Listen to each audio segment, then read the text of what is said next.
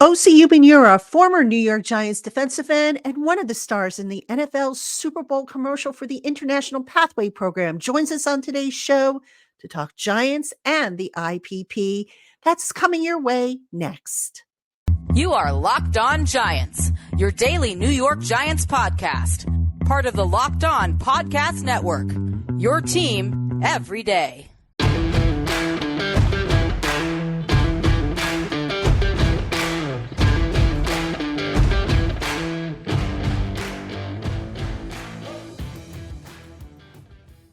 Hello, New York Giant fans, and welcome to another edition of the Locked On Giants podcast, part of the Locked On Podcast family, your team every day. My name is Patricia Traina, credentialed member of the New York Giants media for over 30 seasons. Wow. Locked On, of course, these days, and over on Giants Country, part of the Fan Nation Network. And I want to send a special welcome to my Blue Crew community members, my everydayers, my newcomers, and everybody in between. You're all appreciated and loved. And speaking of appreciated and loved, I am so happy to have this gentleman on the screen with me. He is Osi Umenyiora, former New York Giants defensive end. And now he's turning into a commercial star, TV commercial star, having starred in the NFL's recent International Pathway Program, a beautiful commercial, really well done. So we're going to talk a little bit about the Giants to start, and then we're going to talk about Osi's journey and then the International Pathway Program. Osi, my friend, so happy to see you. Oh, man, Patty, so cool to see you. I'm really excited. We go back 21 years now. Wow. He's got the number, folks. 21 years. That's right. Yeah. Covered him when he was a rookie, and now look at him. He's a big star. He's a rising force in the international, program for the NFL, and he's doing great things. But you know what? He's still a Giant at heart. And Osi, let's start there if we could, because look, everybody always is interested in what former Giant greats such as yourself have to say about the team, the state of the team, and whatnot. You look back at last season, and to me, it was just kind of like a perfect storm of events that led to the season that they had. The injuries, for example, some of the players didn't step up.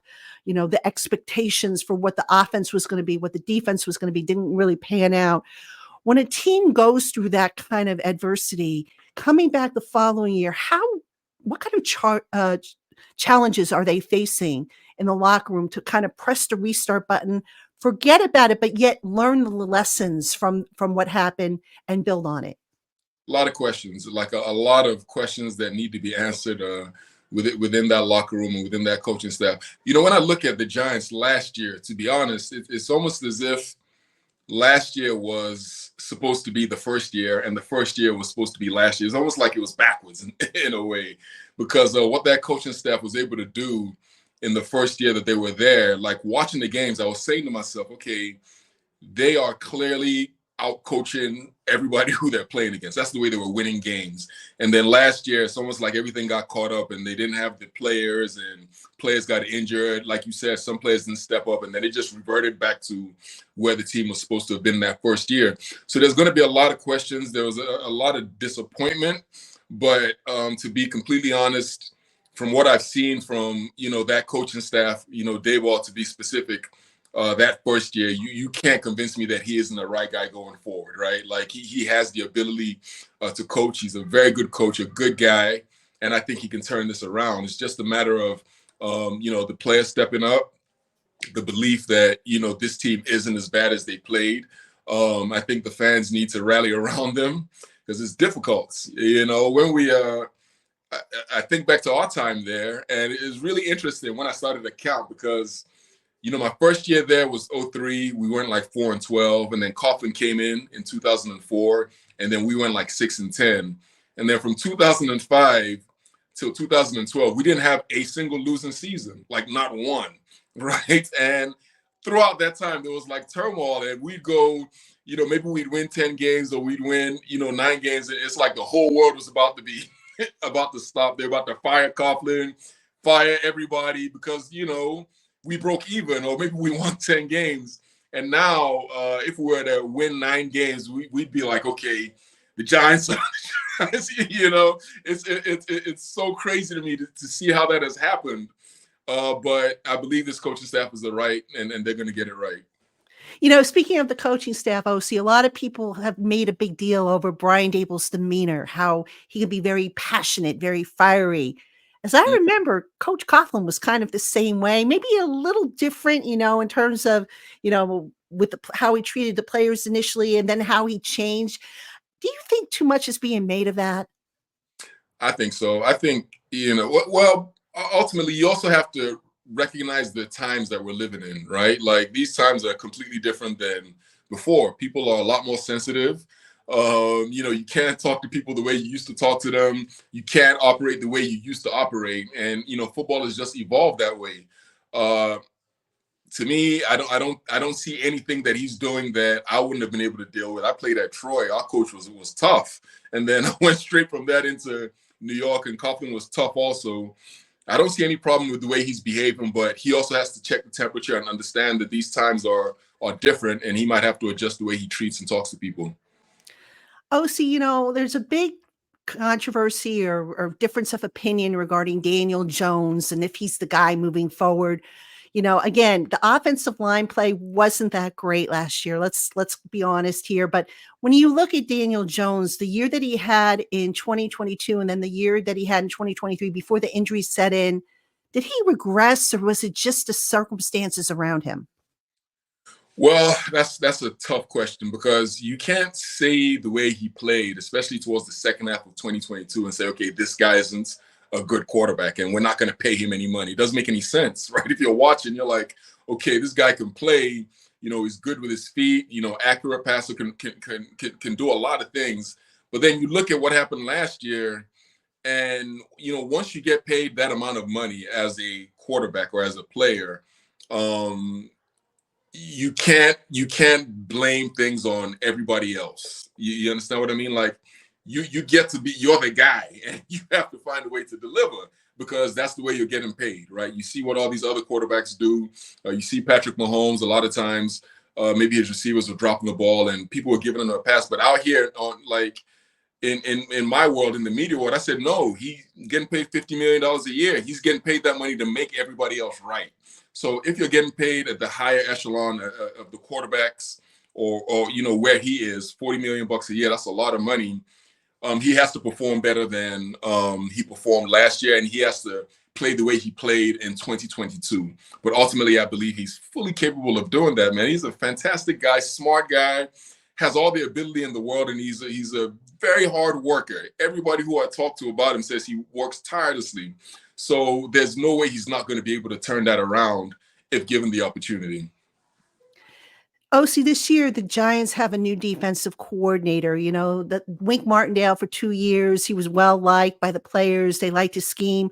Can you just talk about, from a player's perspective, when you go from one system to another, what are some of the challenges that you have to overcome besides obviously learning the lingo and, that sort of thing? But what are the greatest challenges that you think that the Giants defense is facing with the new defensive coordinator coming in? Very difficult. I think a lot of times it also depends on the type of player that you are. There's some players that are universal, which means they're going to be able to thrive in any system. We had, for us, we started with Lynn was his name, and then from there we went to Tim Lewis, and then from Tim Lewis we went to Steve Spagnuolo. Then from Steve Spagnuolo we went to I forget his name. He was the linebackers Harry coach. Pugh? No. Perry Pugh came after him. Okay. Yeah, so we went. Sheridan. Sheridan, exactly. Bill Sheridan. So we went through like 5 of them. And I think the players that we had were able to adapt into each and every system. But then, what is the strength of this team, this defense right here? And I think the defensive coordinators that we had were smart enough to know that, hey, the defensive line was the strength. And so they tailored their scheme basically around what we were able to do. So this team right here, you have Dexter Lawrence, who I think is a grown man, probably the best player at his position in football. You have Kayvon, who's coming along. You have some good players, but is that the strength of this defense? And if that is the strength of this defense, then the coordinator has to come in, recognize that, and build his defense around that. And if he doesn't do that, tries to make different pieces fit into what he does, there's going to be problems. Definitely. Now, Osi, you've come from a long line of homegrown Giants pass rushers. There was Strahan, there was Tuck, there was yourself, JPP. The Giants seem to get away from the homegrown pass rushers after JPP. They started going the free agent route. Hasn't really worked out for them. Now they've tried to go back to that with Azeez Ojulari, with Kayvon Thibodeau. Why do you think that, the homegrown approach works a little bit better for a team than maybe just getting somebody in who's established, who maybe has played in different systems? Yeah, I think the mistake, if I could say so, that the Giants made was the link was broken, right? There was like a chain, and you had LT, and then LT and all those guys, and then Stray was there, and so Strahan learned from them, right? And then towards the end, then I came in, and then Tuck came in, and so we learned, like, literally, I learned how to pass rush from Strahan. It wasn't coaches; it was from watching him. And so we learned that. And then as we started to get up there, then JPP comes in, right? And then he learns from us because he didn't know anything he didn't know what was going on out there. So we had to learn from us. And then, there was like a clean break almost. And, the guys who came in weren't able to pick that baton up. And so now there's like a gap. And then you start trying to bring it in. Now imagine if, for instance, I was there, or Justin Tuck was there when Kayvon came in, or when, Azeez came in. I think the transition would have been much smoother, but there wasn't that. But now they're starting to build back up. And I think they do have some really good defensive linemen. Hopefully these guys, progress, and then the next line comes in after them and continues the tradition.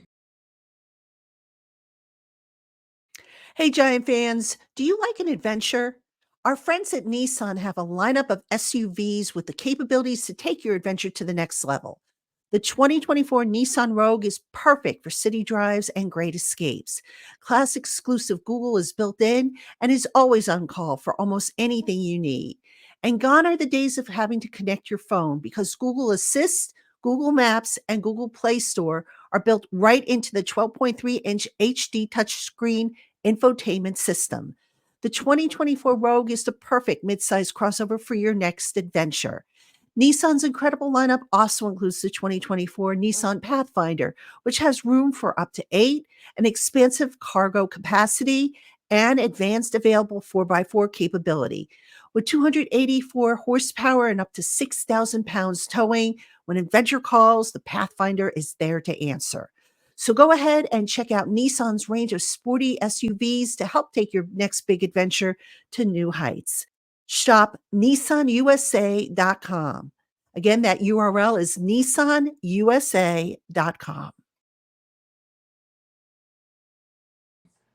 All right, now, Osi, I want to talk about your journey to the NFL, because this is going to segue into the International Pathway Program.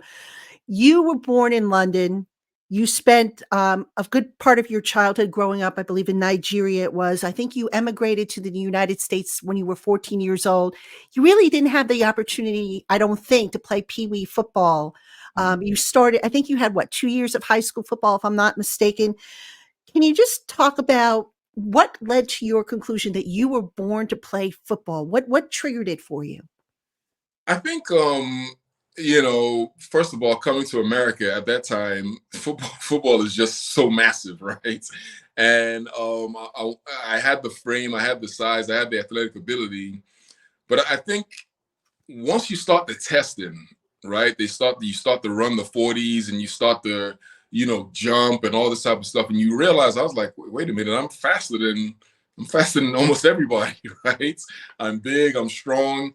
So if these are the metrics that are necessary to play football, then I just have to learn the discipline of actually playing the game. And so once that clicked in my mind, I was like, okay, this is something that I could do. And ultimately, it's the one advantage I think that American football has over every other sport. I think outside of the quarterback position, you have to stop playing at like when you're like 6, 7. You have to really, but all the other positions are they do require skill, but a lot of them is just pure athleticism and strength and intelligence. And so if you learn the game at like 15, 16, 17, 18 years old, you can actually be successful. And so that was kind of the reason why we created the IPP program, was understanding that you don't have to stop playing this game young. You can stop playing a little bit later if you have the athleticism. And this is actually going to open up the game of football for pretty much a lot of other athletes around the world. When you were growing up, OC, they didn't have I don't think the IPP program or anything similar to that. How did you, growing up, I imagine soccer was a big sport, if I'm not mistaken, where you were growing up. Did you like translate some of those skills to it, or how did, was there a connection with the sports you did play growing up to football that just, made you realize that, hey, I can make a go of this? Oh, 100%. Like, I think being a multi-sport athlete when you're younger is the best thing you can do. Because in terms of football, it actually mirrors basketball, in terms of like your movement, especially if you're on the defensive line, the offensive line, cornerback or receiver. So you find like a lot of the, good players who play those positions actually play basketball because the movements are very, very similar. So being a basketball player helped. When I was in Nigeria, especially, I had heard nothing about American football. I didn't even know what it was. I didn't know it was a thing. So my first, sight of American football was when I came to high school and I went to a high school game, and I couldn't even process what I was watching because it was alien. Imagine seeing that for the first time. Like, what are these people doing? But yeah, it's the other sports. Basketball in particular, I think, is a sport that most mirrors American football in terms of movement. The physicality isn't there. That's just something you have to learn. Now, for the IPP program, how is that structured? In other words, do you take maybe training that is done at basketball, training that is done in soccer? Do you kind of merge that together, or just explain to us, if you would, how those programs are organized and what their goals are? So essentially what we do is we go around the world pretty much everywhere, and then we find the best athletes. We test them. So say a guy's coming from rugby, he's coming from basketball, he's coming from whichever sport. We organize like a football workout, which is the 40-yard dash, the vertical jump, the broad jump, some strength tests. And we see who has the best numbers and the best physical makeup. And then we take those guys and then we put them through an intense straight football workout, like for like 10 weeks down in Florida. And so that's essentially what it is. They do nothing but football from the time they wake up to the time they go to sleep. It's a fully immersive process. And then after that, they're allocated to certain NFL teams. And, away we go. We've had, the left tackle for the Philadelphia Eagles, Jordan Mailata, he came from the program. And he's now one of the best left tackles in football. So we've had quite a bit of success doing it that way. We just need more athletes, better athletes, and I think we're well on our way to doing that. Oh, see, considering, as it is, it's hard for young men to get into the NFL. There's like hundreds, if not thousands, college prospects who dream of it, but Yep. only a small amount get in. And I would imagine for international pathway program players, the odds are even tougher. Yep. So how have you been kind of like bridging the gap with working with NFL teams? In other words, do you go to these NFL teams, sit down with them and say, okay, the game is evolving this way. There's more of an emphasis on, say, for example, speed over power and Mhm. pass pressure. What collaboration process do you have? Yeah, we take in complete collaboration from the teams as to what it is they're looking for, what they need. You see most of the guys who we send are offensive and defensive linemen because that's been like what's been lacking in the game is quality offensive and defensive linemen. So we want to give them that time. And also the NFL has done this program, whereas the players who get there, you have 16 practice squad spots. So they've allocated an extra one for just international players. So this allows them to, after going through that process in Florida at the prep, to go onto an NFL roster and stay there for the entire year and just learn and practice, without counting against the actual roster or practice squad roster for the team. So this gives them extra time to develop because, you're not just going to go from not playing the game, no matter how athletic you are, to, going to the NFL and making a roster. That's not done, right? So you need that extra time. And thankfully, we've come to some agreement with the NFLPA to give these players that extra roster spot. Oh, so you were one of the lucky ones. But thinking back, if you had had the IPP at your disposal, how much easier would your path to the NFL have been? So much easier. So I mean, it's incredible. You think for instance, we did a program last year, NFL Africa. We ran that program, and we had 6 guys make it from Nigeria, and these guys had never played the game before, like never. And then, this year they get signed, they get picked up on all these teams, on 6 teams. One of them ends up on a Super Bowl winning team with the Kansas City Chiefs, right? And all of them got re-signed except for one. So the team has the ability to move on from these guys after 1 year. But they saw enough in these guys after that 1 year to re-sign all of them, right? So just knowing that this type of pathway is there, and there are a lot of athletes with some real ability out there who just need this opportunity. For me, it would have been incredible, but I'm just glad I was able to pass it on to other people. This show is sponsored by BetterHelp. Sometimes we all need the opportunity to get something off our chests. Big or small, certain things can really start to get to you. So it's important to let that out, especially to someone who's unbiased about your life. If you're thinking of starting therapy, give BetterHelp a try. It's entirely online and it's designed to be convenient, flexible, and suited to your schedule. Just fill out a brief questionnaire to get matched with a licensed therapist, and you can switch therapists at any time for no additional charge. Visit betterhelp.com/lockedon today to get 10% off your first month. That's BetterHelp, HELP.com/lockedon for 10% off your first month. Osi, when you were shooting the commercial, which by the way was just, I think one of the best commercials during the Super Bowl. I mean, the authenticity and the sincerity, and are you real? The little boy poking you, saying, "Are you real?" I mean, did you have flashbacks when to your youth, watching the action on the field, talking to and even though I know it's scripted and everything like that, but did that bring back memories for you?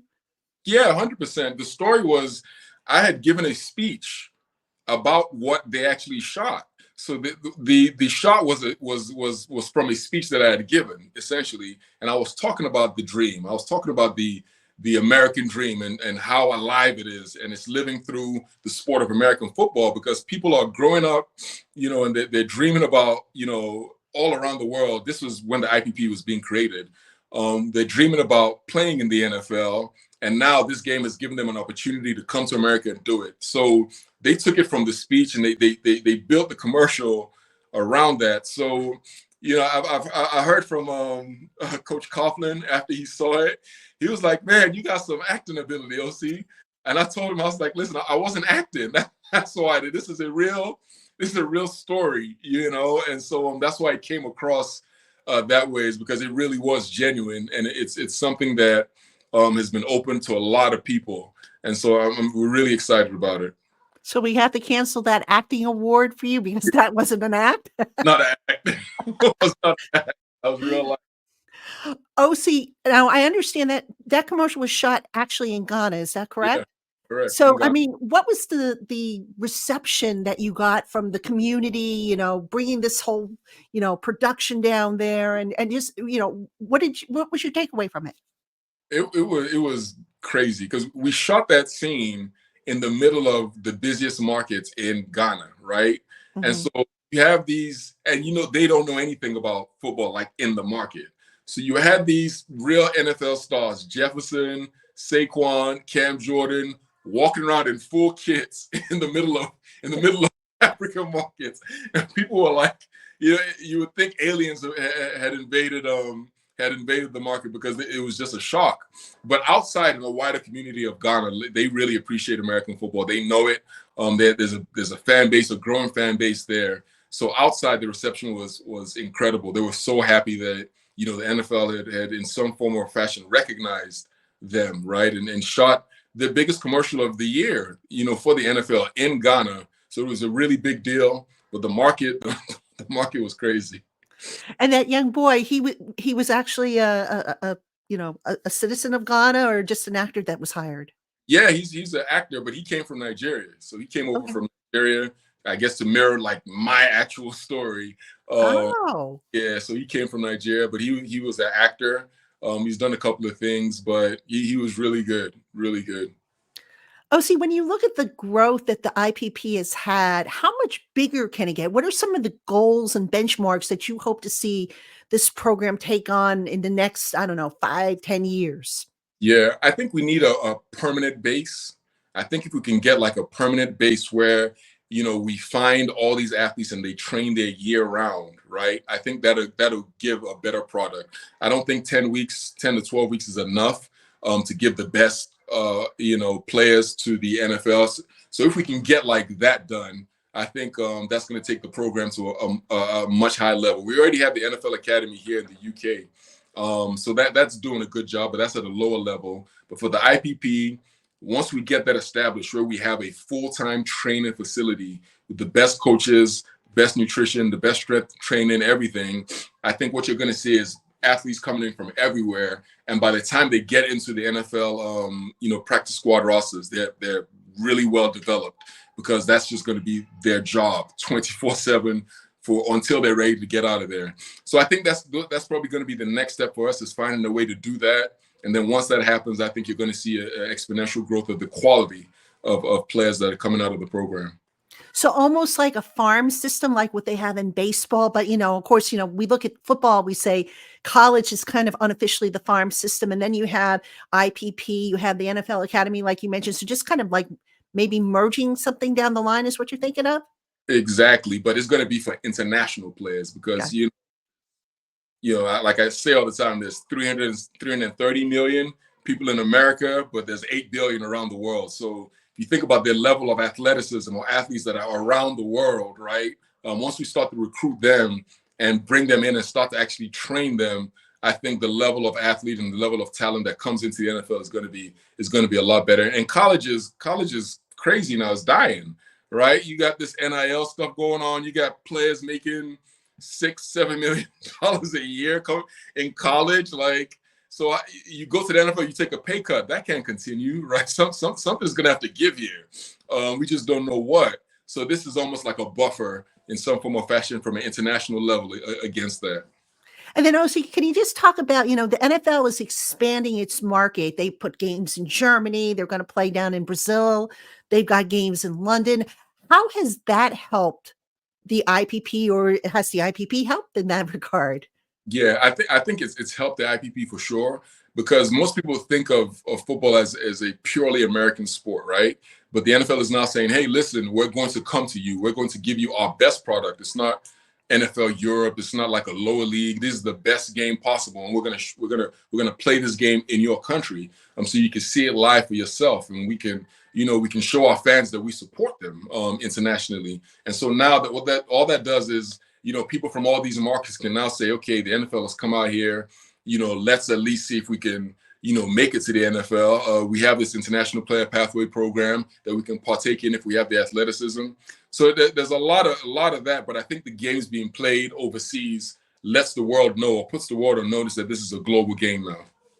And then, Osi, I do have some international viewers who tune into the podcast. So for anybody who might think that they are born to play football, but who are overseas and maybe don't have the resources that, they would have here in the United States, if they wanted to take part in the IPP, how would they go about finding information or doing it? Or is it just you're selected for it? You are selected for it, but in reality, all you need to do is you have social media. You have, Twitter, you have Instagram. All you got to do is film yourself, or have somebody film you, doing drills. Let's see your size, your height, your weight, your athletic ability. And then just tag us, tag me, tag NFL UK, NFL Africa, the NFL. We monitor these pages actively. So we're going to see your video. If we like what we see, we're going to reach out to you. A couple of people have reached out, and some of them are in the NFL now, just like that, right? So you have the ability to do it. Send us your stuff. We'll come find you. Defensive end, actor, and scout. What don't you do? I know, right? You're amazing. You've always been one of my favorites. I've always appreciated the working relationship we've had. Osi, I can't thank you enough for coming on, spending some time with me, talking about the Giants, talking about your career, your start, and of course the IPP program. And folks, you can check out that commercial. It's on YouTube. I'm going to link to it. Just really, really well done. I swear, I think I had a tear in my eye just watching that scene with you and that young boy, because I could feel the sincerity. And that's because I know you, I know how sincere you are. So well done, my friend. Very proud of you. I'm so proud of just your journey and the man you've become and all the great things you're doing. Thank you from the bottom of my heart for coming on the podcast with me. Thank you so much, Patty. I really appreciate you. I'll see you soon. I'm All come. right, my friend. All right, Giant fans, that's going to do it for this edition of Locked on Giants. We'll be back Monday, Combine time. So make sure you tune in for all our coverage of the NFL Combine. For Osi Umenyiora, I'm Patricia Traina. We'll see you on Monday, Giant fans.